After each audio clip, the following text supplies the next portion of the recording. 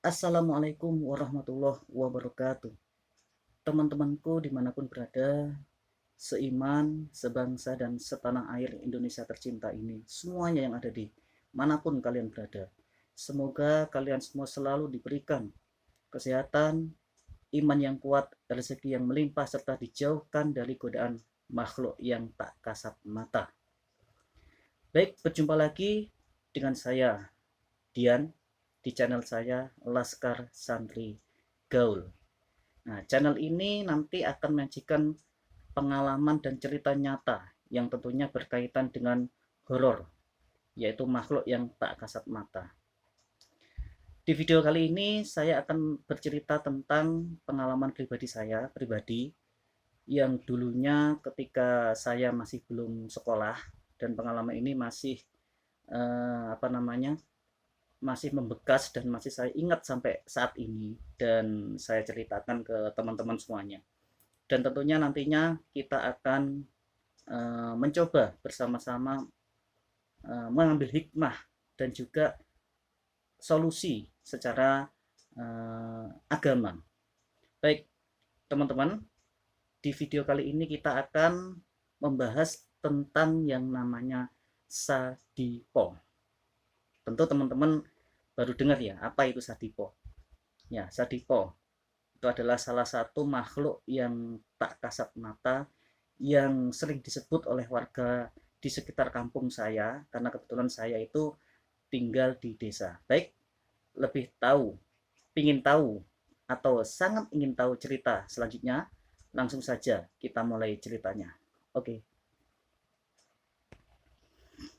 oke teman-teman, sebelumnya saya ingin menceritakan sebelum saya tinggal di RT yang saat ini saya tempati bersama orang tua saya. Nah, rumah saya dulu itu di dekat sungai yang lumayan besar dan lebarnya ya kurang lebih sekitar 5 meter lah. Jadi sungainya itu lebar sekali, dan di sebelah apa namanya? Mohon maaf, di depan sungai itu jalan, dan di seberang jalan itu rumah saya. Jadi rumah saya itu menghadap ke sungai. Sungai itu lebar dan besar. Memang itu salah satu sungai yang ada di kampung saya atau di desa saya. Dan sungai itu terkenal banyak ikannya. Jadi banyak warga di desa sebelah, di RT sebelah, bahkan di kampung sebelah itu semuanya kadang mencari ikan di sana. Nah, dan rumah saya itu waktu itu masih berbentuk bambu. Jadi rumah zaman ya bisa dibilang rumah kuno lah. Rumah saya dulu berbentuk bambu. Kalau saya sekarang kan kita menjumpai rumah-rumah berbentuk bambu, terbuat dari bambu itu kan jarang ya, teman-teman. Semuanya rumahnya sudah berupa batu bata atau gedung yang mewah. Paling enggak ya minimal di perumahan-perumahan saat ini kita sudah tidak lagi menjumpai rumah yang dari bambu. Kalau dulu rumah bambu, kalau bahasa Jawanya gedek namanya. Oke. Di sebelah rumah saya, pas di sebelahnya ya, pas di sebelahnya saya punya tetangga, sebut saja namanya Pak Sumaji. Dan Pak Sumaji ini sering disapa oleh tetangga dengan Mbah Ji. Nah, Mbah Ji ini perlu diketahui merupakan kiai lah, ustadz atau kiai yang mempunyai musola, dan beliau sering mengajar ngaji, termasuk ibu saya, keluarga saya, bapak saya, semuanya mengaji ke beliau. Karena saking sepuhnya beliau, pada waktu itu saya masih belum sekolah, beliau sudah ya sekitar umur 50-an lah. Beliau disebut Baji karena memang sudah sangat sepuh, sudah tua, dan ilmu agamanya juga ya lumayan mumpuni lah. Dan Baji ini mempunyai dua orang anak. Anak pertama sebut saja namanya Doni, dan anak kedua sebut saja namanya Yuda. Jadi Doni dan Yuda ini dua anak laki-laki dari Mbah Ji. Jadi Mbah Ji itu tidak punya anak perempuan, semuanya itu anaknya laki-laki. Nah, si yang pertama namanya kan tadi Doni, saya sebut manggilnya Mas Doni. Yang kedua, yang anak yang kedua adalah Yuda, saya sebut Mas Yuda. Jadi saya sering akrabnya itu dengan yang anak yang nomor dua ini, jadi anak yang terakhir. yang disebut dengan Mas Yuda. Nah, pada waktu itu Mas Yuda itu masih SMP dan saya belum sekolah. Nah, jadi memang jarak saya dengan Mas Yuda itu sangat apa ya, jauh sekali, karena waktu itu saya belum, kejadiannya itu tentang Sadipo ini yang saya ceritakan itu saya masih kecil, ya sekitar usia 5 atau 4 tahun lah, dan Mas Yuda ini sudah SMP. Nah, singkat cerita Mas Yuda ini sering, ya namanya anak zaman dulu lah, sering kelayapan, sering main-main ke kebun, ke sawah, ke tetangga, sampai pulangnya larut malam. Setelah pulang sekolah, pulangnya main-main ke rumah tetangga, ke sawah itu larut malam. Jangan tanya dulu itu main game, internet atau apa, dulu belum ada internet. Bahkan TV pun pada waktu itu jarang ada yang punya. TV, sepeda motor jarang ada yang punya. Jadi pada waktu itu anak-anak seusia saya itu mainnya ya seperti main kelereng, layang-layang, ya mainan tradisional. Nah, Mas Yuda ini sering kelayapan. Jadi setelah pulang sekolah, wajarnya anak SMP itu kan jam 1 atau jam 12 pulang, setelah itu makan dan kembali lagi main ke rumah teman-temannya, bahkan ke sawah, ke ladang. Dan itu saya rasa pada waktu itu sangat enjoy sekali ya, sangat nyaman. Jadi banyak orang itu bersosialisasi, banyak orang itu saling mengenal. Kalau sekarang kan ya kita tahu sendirilah, anak sekarang kan banyak sekali yang diam di rumah, pokoknya ada HP, sudah selesai, tanpa mengenal tetangga sekitar atau yang lain sebagainya. Baik, pada waktu itu kita lanjut. Mas Yuda itu sering kelayapan dan pulangnya malam, sehingga orang tuanya sudah menganggap wajar lah ya, sudah menganggap wajar bahwa Mas Yuda ini kalau pulang dari main tuh larut malam, bahkan ngaji pun itu jarang. Padahal dia itu anak seorang kiai yang saya sebutkan tadi, anaknya Mbah Ji, dan Mbah Ji itu adalah seorang kiai atau ulama yang pada waktu itu di daerah kampung saya itu sudah ya lumayan terkenal lah.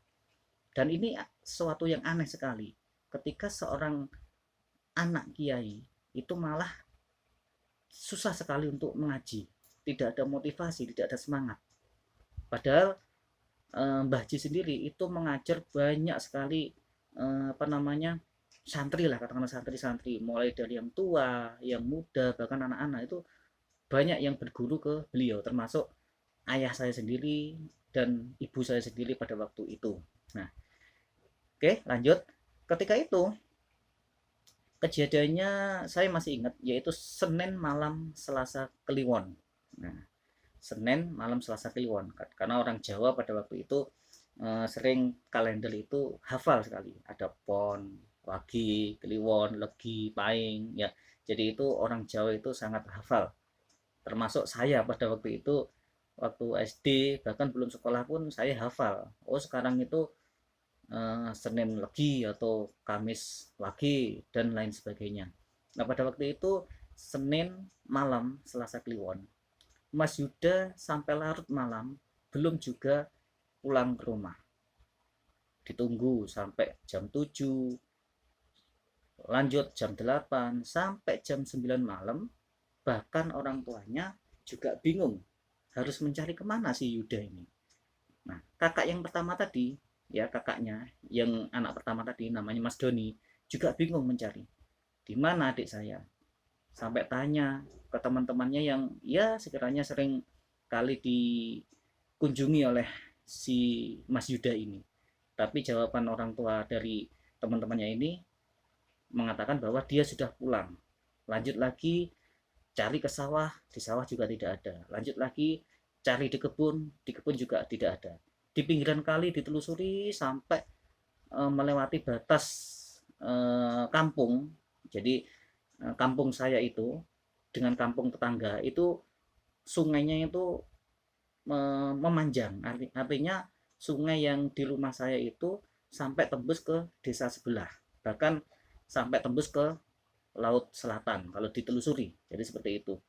Nah, baik, di sini keluarganya Mas Yuda ya, Mas Yuda itu tadi, keluarganya Mbah Ji dan istri semuanya akhirnya mencari dimanapun pokoknya berada sampai ketemu, meminta tolong warga. Bahkan pada waktu itu saya masih ingat warga satu kampung ya, satu RT itu ikut mencari. Pada waktu itu menggunakan, kalau teman-teman tahu itu sejenis oncor. Oncor itu adalah dari bambu diisi kain terus dibakar. Itu namanya oncor ya, oncor. Nah, kalau zaman sekarang ngapain pakai oncor, pakai lilin, lampu saja sudah model-model, bisa pakai baterai, bisa pakai listrik dan lain sebagainya.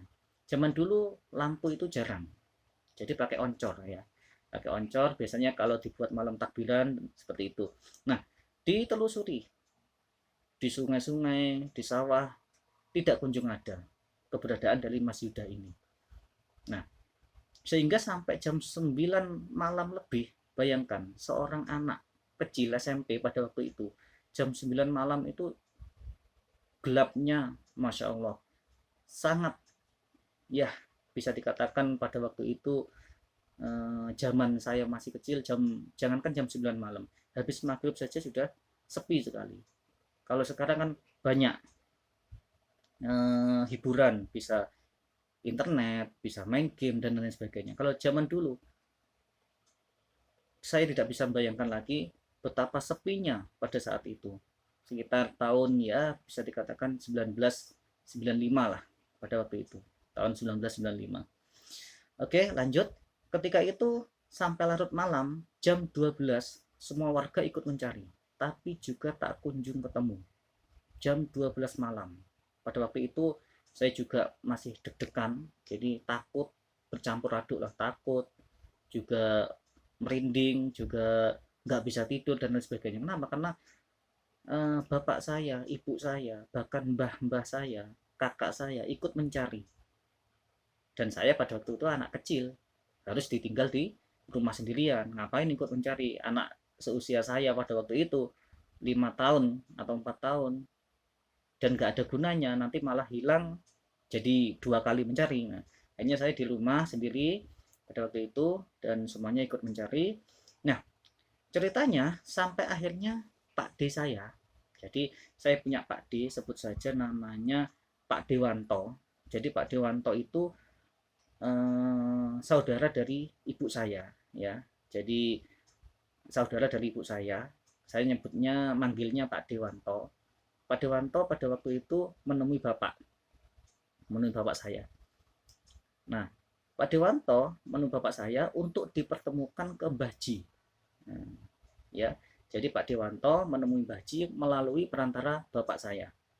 Nah, terus akhirnya Pak Dewanto ini bercerita kepada Mbah Ji dan memberikan suatu apa ya namanya, suatu dugaan atau persepsi bahwa Mas Yudi ini tadi hilang disembunyikan oleh Sadipo. Masya Allah, ini merinding ya. Jadi kalau saya cerita ini merinding sekali ya teman-teman. Baik, saya lanjutkan, tidak apa-apa. Jadi kemungkinan besar menurut Pak D saya, Pak Dewanto tadi, Mas Yudi ini disembunyikan atau bahkan diculik oleh sesosok yang namanya Sadipo. Nah, Sadipo, saya bingung dan tanya ke bapak pada waktu itu, karena bapak itu pada waktu itu bisa dikatakan orang yang berpengaruh lah di daerah kampung saya. Nah, sehingga kalau ada apa-apa, beliau bukan RT memang, belum apa namanya, bukan RT, bukan RW, tetapi kalau ada masalah selalu bapak saya itu dilibatkan. Ya, jadi lanjut ke cerita tadi. Pak D saya memberikan saran bagaimana kalau kita melakukan sebuah apa ya, bukan dikatakan ritual, kalau dalam Islam itu zikir atau istighosah ya, ya dilakukan kecil-kecilan lah. Nah, ketika itu saya tanya, namanya anak kecil ya, penasaran. Ketika saya tanya, Pak, siapa sih Sadipo itu, saya penasaran, namanya anak kecil. Nah, bapak langsung diam, langsung diam sampai berkali-kali. Sudah, nggak usah ikut-ikut, kamu di rumah saja ya, sambil baca-baca doa. Pada waktu itu saya ya alhamdulillah bukannya sombong atau apa, usia 4 tahun 5 tahun sudah ya katakanlah lancar lah ngajinya. Jadi seperti itu. Jadi kalau untuk membaca surat-surat pendek atau doa-doa yang katakanlah untuk mengusir jin, setan, alhamdulillah saya sudah bisa. Akhirnya saya terus berzikir dan lain sebagainya, membaca doa sehingga terhindar dari yang namanya sadipo tadi. Pada waktu itu, pada malam itu sekitar pukul jam 12, saya belum tidur karena perintahnya Bapak tetap baca doa. Kalau nggak bisa tidur, tetap baca doa, jangan ikut keluar. Saya sangat penasaran, bahkan diiringi rasa takut. Bertanya-tanya siapa Sadipo itu? Siapa Sadipo itu? Orang gila kah? Atau jin kah? Atau makhluk halus yang berwujud apa? Namanya anak kecil itu biasa. Nah, oke lanjut. Pada waktu itu lama terus mencari sehingga tidak terasa waktu sudah menunjukkan pukul 2 dini hari. Pukul 2 dini hari. Nah, Pak Dewanto, bapak saya, Mbah Ji, dan juga orang-orang yang bisa dikatakanlah orang yang sering ngaji, jamaah ngaji pada waktu itu, ada beberapa orang, tidak semuanya, itu melakukan zikir istighosah. Ya, katakanlah membaca istighfar, membaca syahadat, membaca ayat kursi, dan lain sebagainya. Pokoknya zikir dipimpin oleh Mbah Ji, yang sebagai katakanlah orang tua dari Mas Yuda, dan kebetulan Mbah Ji juga orang yang ngerti lah masalah ilmu agama, kiainya di situ, di kampung situ. Nah, berdoa tidak terasa sampai akhirnya waktu azan subuh jam 4 tuh. Jadi bayangkan saja jam 2 sampai jam 4, kurang lebih 2 jam. Beliau-beliau itu orang-orang yang di kampung itu berdoa sambil yang lainnya nunggui, menerangi dengan oncor tadi, yang lainnya juga berdoa yang dianggap mumpuni lah. Akhirnya pada waktu azan subuh itu terdengar suara, Pak tolong, Pak tolong, tolong aku ning kene Pak, aku ning kene, aku adem Pak. Jadi kalau diartikan itu adalah Pak tolong, saya di sini, saya kedinginan, tolong aku. Jadi seperti itu. Nah, tapi suara itu pada waktu itu tidak diketahui, lirih, sangat pelan dan sangat jauh, sehingga Mbah Ji yakin, namanya orang tua lah, walaupun pelan-pelan seperti apa suaranya, itu yakin bahwa itu anak saya, katanya Mbah Ji, itu adalah Yuda anak saya, monggo dicari, ayo dicari semuanya. Akhirnya warga yang sisanya tadi yang tidak ikut zikiran, tidak ikut istighosah, mencari keberadaan Mas Yuda tadi. Nah, sampai akhirnya datanglah adzan subuh. Allahu Akbar, Allahu Akbar. Sampai kalimat terakhir adzan. La ilaha illallah. Akhirnya ada beberapa warga curiga. Pada waktu itu ada di semak-semak dekatnya jembatan, ya, semak-semak dekatnya jembatan itu ada yang bergerak-gerak. Jadi di semak-semak ini sungai itu kan pasti ada jembatannya kan, jembatan yang menghubungkan antara jalan satu ke jalan yang lain atau RT 1 ke RT yang lain, itu ada jembatan, dan di sebelah jembatan itu ada semak-semak yang banyak sekali ditumbuhi tumbuhan. Nah, warga curiga itu ular ataukah mungkin musang, ataukah mungkin kucing dan sebagainya. Akhirnya warga memberanikan diri beberapa untuk turun melihat ke bawah, dan ternyata itu adalah Mas Yuda yang sudah kedinginan, menggigil, menangis, tidak bisa bergerak apa-apa, tidak bisa berjalan, tidak bisa ngomong sesuatu, dan dia gugup. Akhirnya diselamatkanlah dengan beberapa bantuan warga yang lain, diangkatlah Mas Yuda itu, dan akhirnya Mas Yuda itu pingsan ketika ditemukan warga. Mas Yuda akhirnya dibawa ke rumahnya sendiri, di rumahnya Mbah Ji tadi, dan Mas Yuda diberikan sedikit air yang sudah didoakan, akhirnya Mas Yuda itu pun siuman dan sadar. Ya itu bisa kurang lebih setelah sholat subuh lah, bayangkan. Kurang lebih waktunya ya 10-15 menit Mas Yuda pingsan pada waktu itu. Nah, setelah itu warga sekitar setelah sholat subuh tadi apa namanya ya, mengerubuti atau rame-rame melihat kondisi Mas Yuda yang satu malam tidak ditemukan. Akhirnya setelah sadar siuman, Mas Yuda ditanya.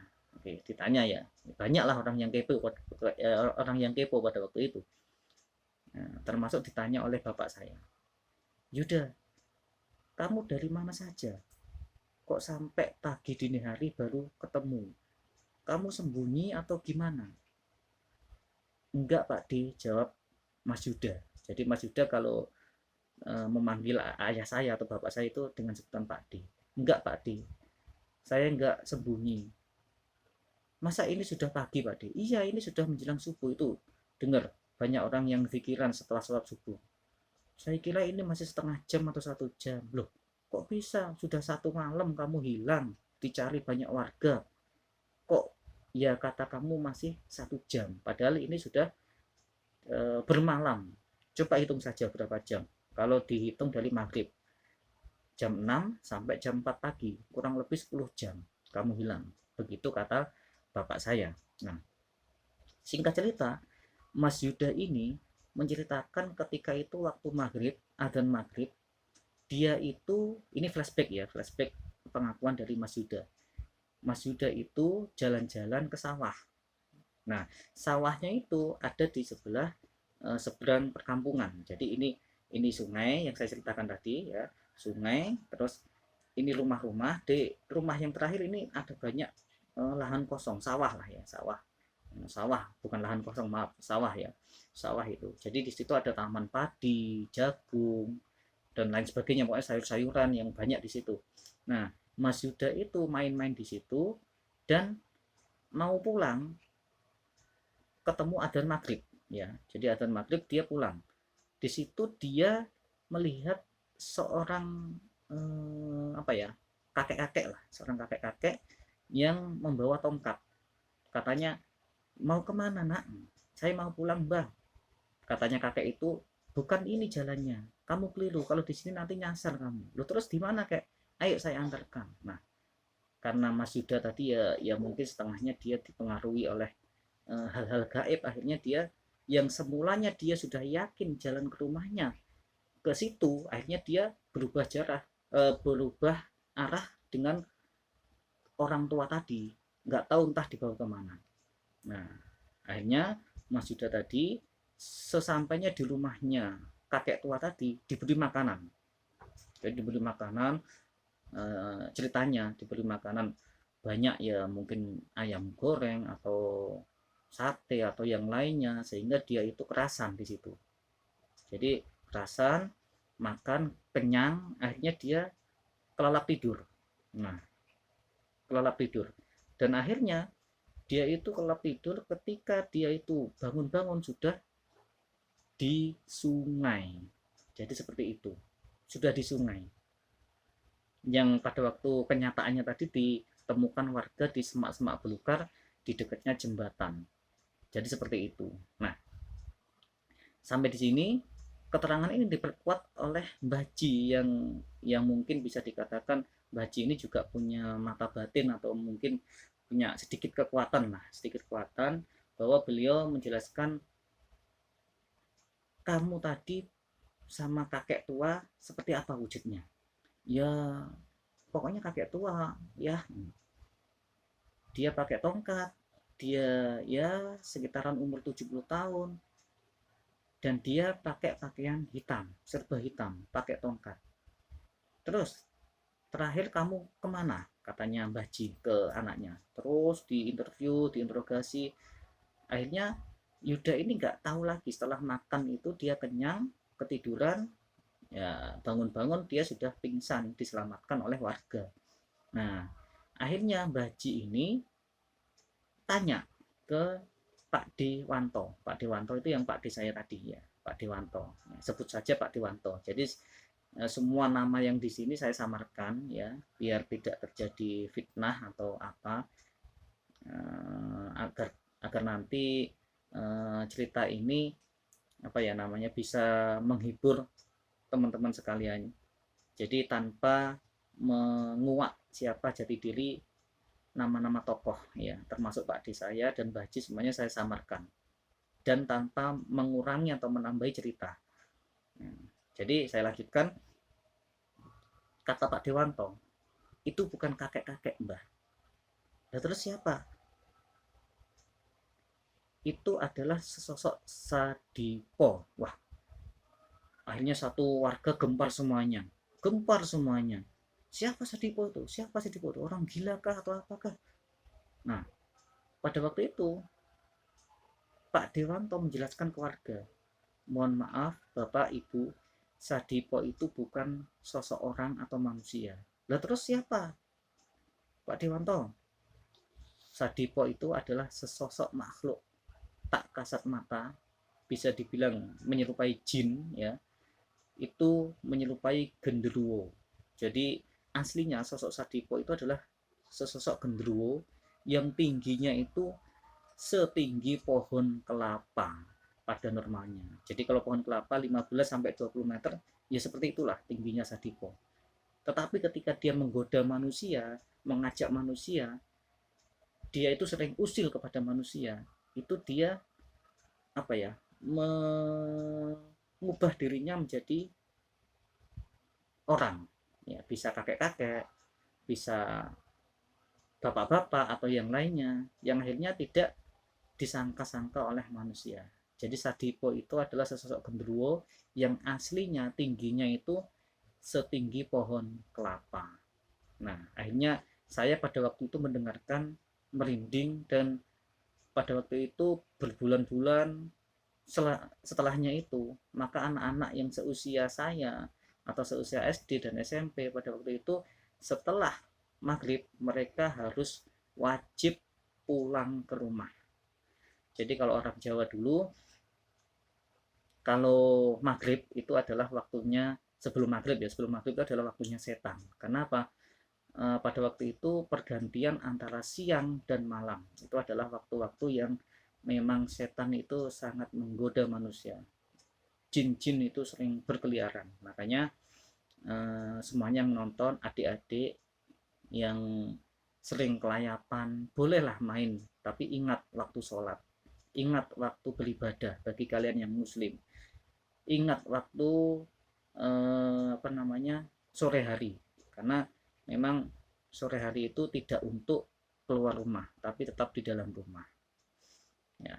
Jadi itu teman-teman semuanya, cerita yang dapat saya sampaikan, semoga bisa menjadi hikmah, diambil hikmahnya. Di sini apa hikmahnya? Yang pertama teman-teman ya, yang pertama, janganlah kita menjadi anak yang durhaka atau yang tidak nurut kepada orang tua. Ketika orang tua kita menyuruh untuk belajar, maka kita ya belajar. Disuruh untuk ngaji bagi umat muslim, ya ngaji. Kita disuruh untuk tidur, ya tidur. Jadi memang orang tua ini ridho fi ridho walidain. Ridhonya Allah itu tergantung pada ridhonya orang tua. Itu yang pertama. Yang kedua, hikmah apa yang bisa kita ambil? Bahwa makhluk yang tak kasat mata itu semuanya ada. Tidak hanya di sawah, tidak hanya di gunung, tidak hanya di sungai. Semuanya, bahkan di rumah kita masing-masing, itu pasti ada. Namun satu hal yang perlu kita ingat, bahwa kita tetap minta pertolongan, minta petunjuk kepada Allah Subhanahu wa taala, bahwa kita untuk hidup di dunia ini mempunyai bekal yang kuat, yaitu iman dan takwa. Mempunyai bekal yang kuat, yaitu percaya bahwa Allah itu selalu ada untuk kita. Ya, kita boleh yakin, boleh percaya, bahkan itu wajib percaya kepada hal-hal yang gaib.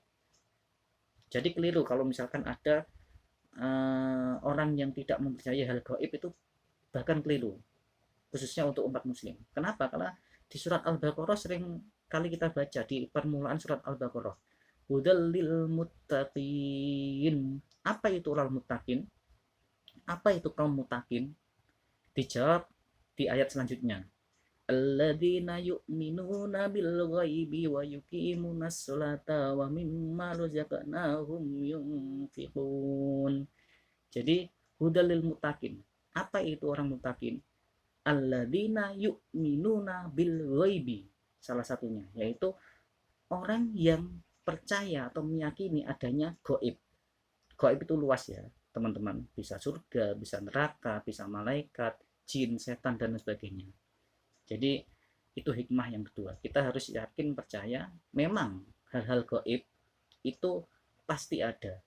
Tetapi yang tidak boleh kita lakukan adalah takut atau bahkan sampai bersekutu dengan makhluk gaib.